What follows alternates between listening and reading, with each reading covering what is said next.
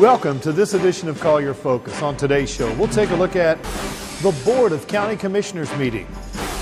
The potential funding sources for Jackson Lab continue to be explored. And the school impact fee is the latest impact fee to be reduced. I'm Troy Miller. We'll cover these stories and more next on Collier Focus. Stay tuned. Whether reporting on the latest news stories or hot issues, taking a look at county government services, or announcing what's happening around the county, this is Collier Focus, bringing government home. At the recent Board of County Commissioners meeting, the commissioners continue to explore the funding options for the potential Jackson Lab biomedical facility here in Collier County. Jackson Lab's application to receive state funding is currently under review by Enterprise Florida, which will be followed by another state agency review before it's presented to the Legislative Budget Commission. If and when the state approves the funding, Collier County will then begin a similar review process with Jackson Lab. In order for us to go forward, Commissioner Collier was just talking about it, we also have to go through a negotiating process with Jackson Lab, and I would concern the Colliers also. I would assume so.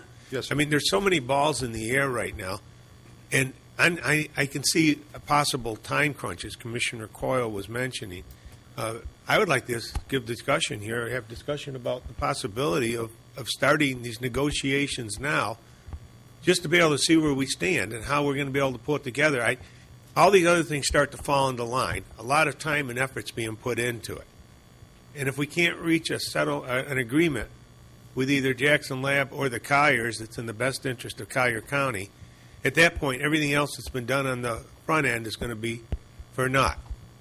So wouldn't it make sense to be running these things parallel and doing the negotiations towards a final product now rather than wait for a 60-day window of time to try to complete it and have a mad rush to try to comply with everything that needs to be done?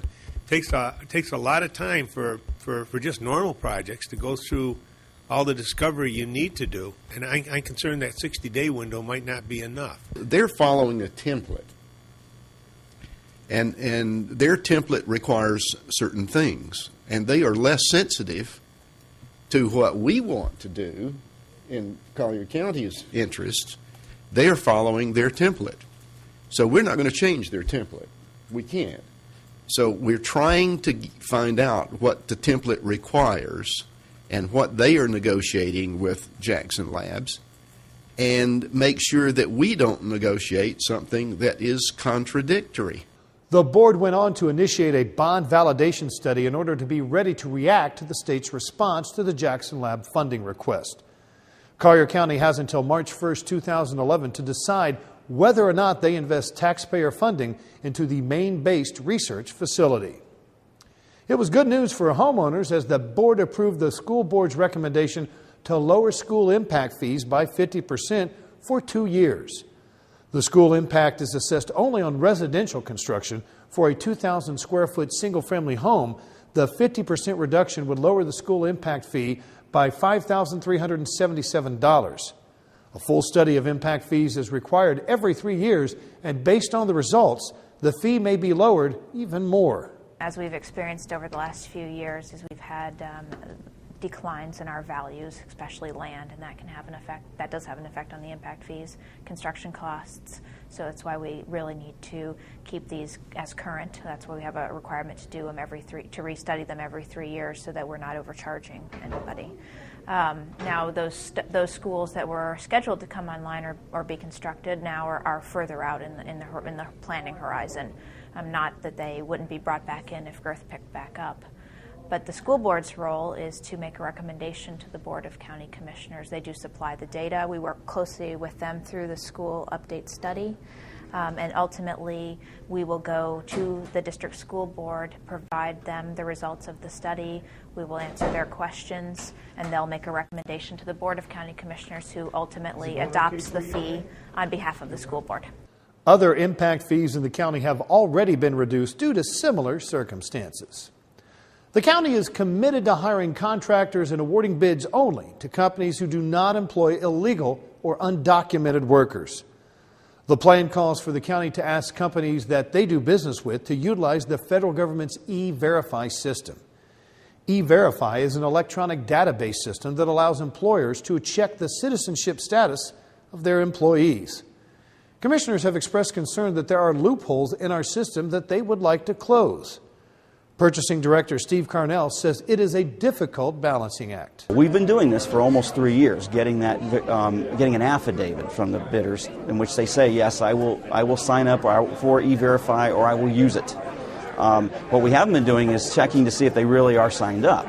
And we are now committing to the board, and based on the board direction today, that we will actually get documentation from them that proves that they are in fact signed up for E-Verify.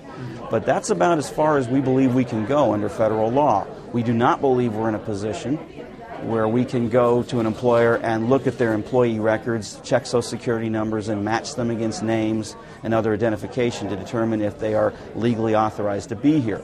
And there are reasons for that with regard to identity theft and privacy protection reasons that protect all American citizens. So that's the balancing act that we're dealing with right now. The board will receive additional updates on the county's E-Verify policy at a later meeting.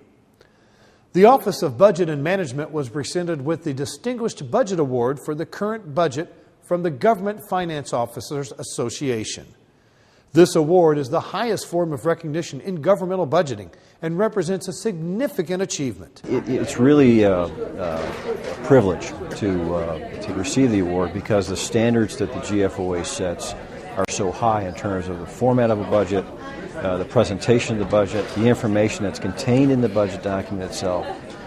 It's really a planning tool that we use, and to have the recognition from the GFOA, again, for 24 consecutive years is truly a feat that all of our fiscal employees in the county should be proud of, and specifically our Office of Management and Budget, because they're on the front line for pulling it all together. Isaacson went on to praise former Budget Director John Jankowski, who passed away earlier this year, for his years of mentoring and leadership.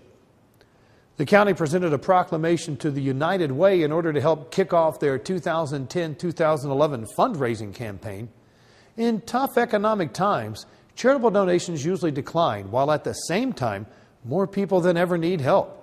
Collier County United Way Director Ernie Bretzman is trying to increase awareness of some of the needs here in the county. We want to do a couple of things. We want to cultivate awareness as to what we do, and what we do is we provide funding and other assistance to not-for-profit human service agencies that serve people in Collier County, and also, just create awareness in the community that United Way campaigns for everyone. We're the people's campaign, and we encourage support from people from all walks of life and every avenue in Collier County to join in and support United Way, because these agencies last year served over 100,000 people in our community, so they reach out and touch a lot of people's lives.